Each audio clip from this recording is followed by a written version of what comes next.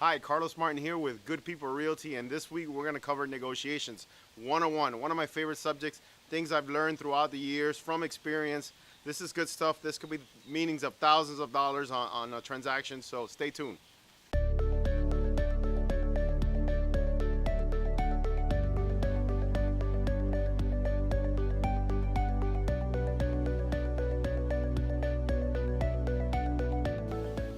Hi, thank you for watching, and today we're going to go over my 5 top tips on negotiating a real estate transaction.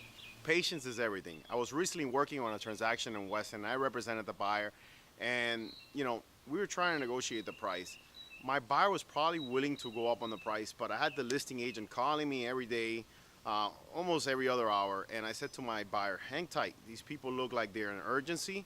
I think they're probably going to meet our price if we just don't get back to them.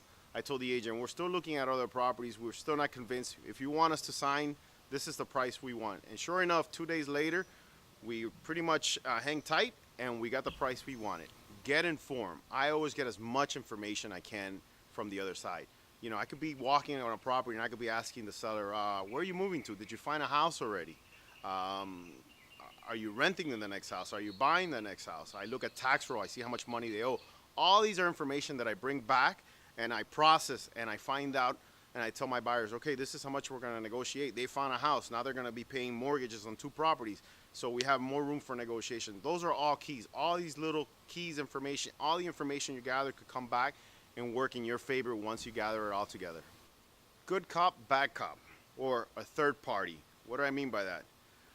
I have to check back with my husband. I have to check back with my wife. You always want to leave room to come back with a different opinion. You don't have to agree on everything, especially verbally.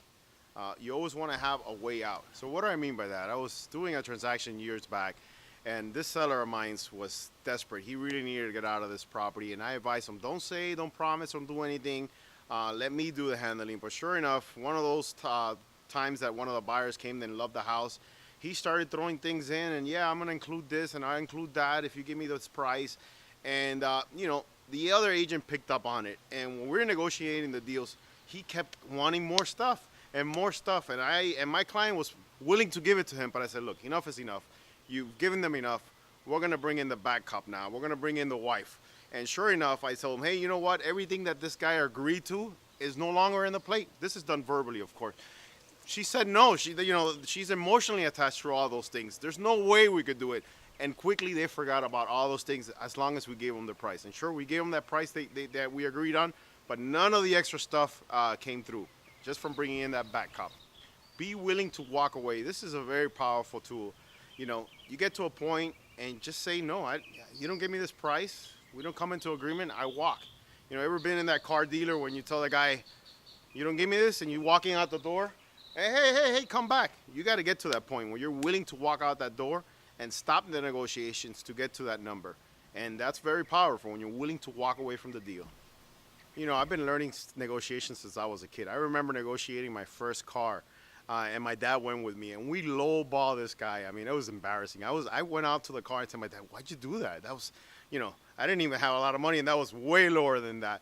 And my dad said, he'll come back. I got a feeling he will. And sure enough, this guy kept calling us, and my dad did not budge on the price. And we ended up getting that car for that low number just because we didn't show interest on it.